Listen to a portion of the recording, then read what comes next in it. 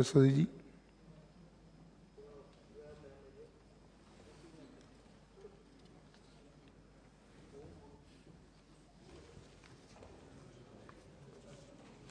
धन्यवाद सभापति जी।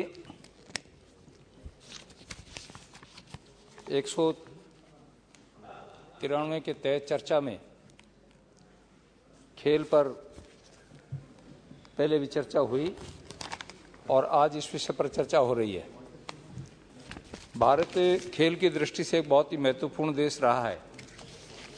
हमारे देश के युवा स्वाभाविक रूप से खेल में रुचि रखते हैं और हमारे कुछ समय पहले तक भारत केवल मात्र एक खेल के रूप में जाना जाता था, लेकिन वर्तमान में हमारे देश में जब से माननीय प्रधानमंत्री जी ने खेलो इंडिया के रूप में खेल को एक नया रूप देने का प्रयास किया है। खेलो इंडिया कार्यक्रम भारत में खेल विकास के लिए एक राष्ट्रव्यापी योजना है। इसे पहली बार 2018 में लॉन्च किया गया। यह कार्यक्रम भारत की खेल संस्कृति को बेहतर बनाने के लिए बनाया गया था। केंद्रीय मंत्रिमंडल ने संशोधित खेलो इंडिया कार्यक्रम के क्रियान्वयन को मंजूरी दी, जो राजीव गांधी खेल अभियान, जिसे पहले युवा क्रीड़ा के नाम से जाना जाता था, अर्बन स्पोर्ट स्कीम और national sport talent search system program को जोड़ता है। माननीय सभापति जी, योजना का प्रमुख लक्ष्य एथलीटों को उनकी प्रतिभा दिखाने के लिए राष्ट्रीय स्तर का मंच प्रदान करना है, उन्हें आगे संवारने और वित्तीय सहायता के लिए पहचानना है। इसके अतिरिक्त बजट 2022 में खेलो इंडिया आवंटन में 48% बजट की वृद्धि हुई। हालांकि यह देखना बाकी है कि जमीनी स्तर पर इस कार्यक्रम को कैसे लागू किया जाए। युवा भागीदारी में बहुत वृद्धि हुई है। भारत में ओलंपिक खेलों को बढ़ावा देने के लिए हमारी जो भागीदारी में बाधा आती थी, जब से खेलो इंडिया का कार्यक्रम 2018 से प्रारंभ हुआ है, इंडिया स्कूल गेम्स में 2018 में 3764 खिलाड़ियों ने हिस्सा लिया और इसके बाद 2 वर्षों में पूरे देश में एथलेट की संख्या जो है वो 6000 तक पहुंच गई है। पूरे देश में युवा मामले और खेल मंत्रालय जो था, 7 राज्यों में 143 खेलो इंडिया जिला केंद्र बनाए गए। इस परियोजना का कुल बजट 14 करोड़ से अधिक है। परियोजना में युवा एथलीटों को उनके चुने हुए खेलों में उनकी क्षमताओं को बढ़ाने में मदद करने के लिए अच्छा प्रशिक्षण प्रदान करने को प्राथमिकता दी है। माननीय सभापति जी, ओलंपिक और पैरा ओलंपिक में भारत के प्रदर्शन को बेहतर बनाने के लिए सितंबर 2014 में टारगेट ओलंपिक पोडियम स्कीम शुरू की।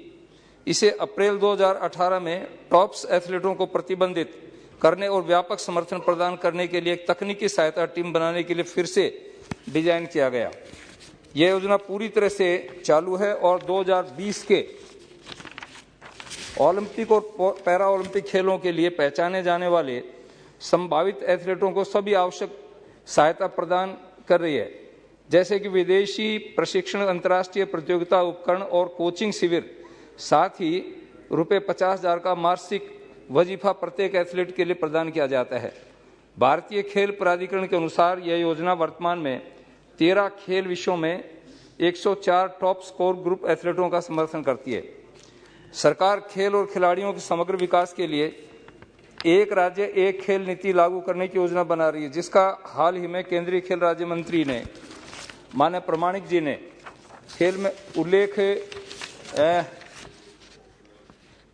महत्वपूर्ण विषय प्रस्तुत किया था।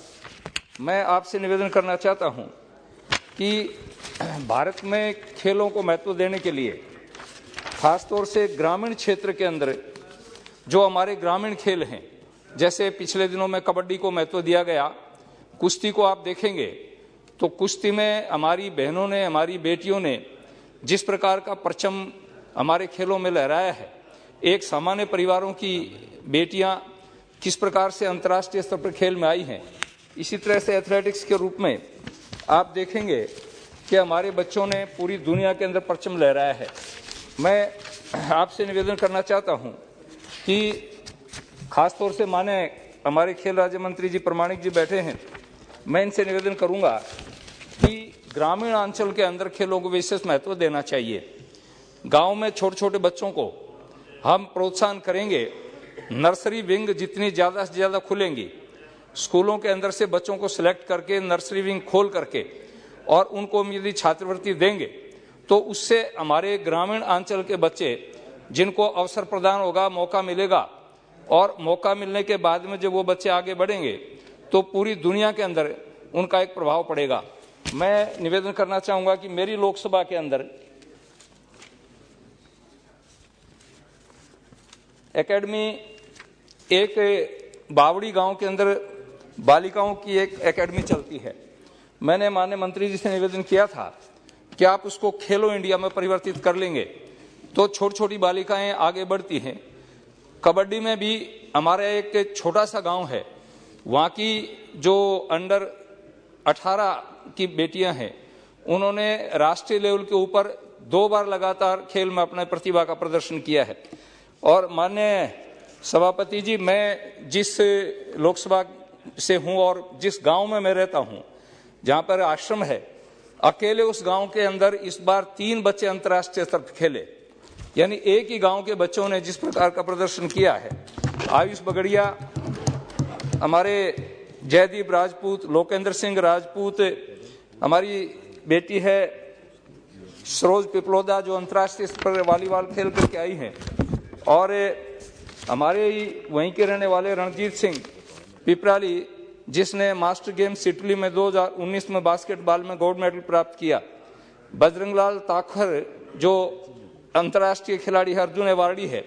तो मेरा माननीय मंत्री जी से निवेदन है कि मैंने निवेदन किया था तो हमारे सीकर में आपने इंडोर स्टेडियम दिया है, लेकिन एथलेटिक्स को बढ़ावा देने के लिए मैं आपसे निवेदन करूंगा कि हमें यदि एक कोर्ट मिल जाए, एथलेटिक्स कोर्ट, तो हमारे खिलाड़ी और आगे बढ़ सकते हैं। एक एक गांव से जब हम 3-3 खिलाड़ी अंतर्राष्ट्रीय दे सकते हैं तो पूरे क्षेत्र में, हमारा एक छोटा सा गांव है, उसमें गांव के लोगों ने जनसहयोग से किस प्रकार का स्टेडियम बनाया है कि जिला स्टेडियम से बेहतर बनाया है।